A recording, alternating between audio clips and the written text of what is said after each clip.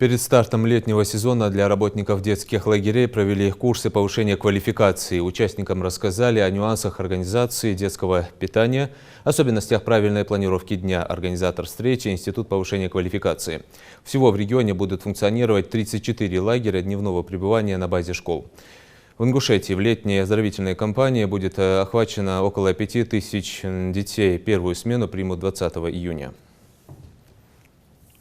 По распоряжению правительства Республики Ингушетия Институт повышения квалификации проводит обучение начальников, воспитателей, вожатых и работников пищеблока оздоровительных пришкольных лагерей. Специалистов мы привлекали, читали лекции, практические занятия проводили и так далее. Были курсанты, интересующиеся вопросы задавали, и, значит, были даны ответы лекторами. Они дали нам необходимый объем материала, который пригодится нам в работе с детьми в летних оздоровительных лагерях.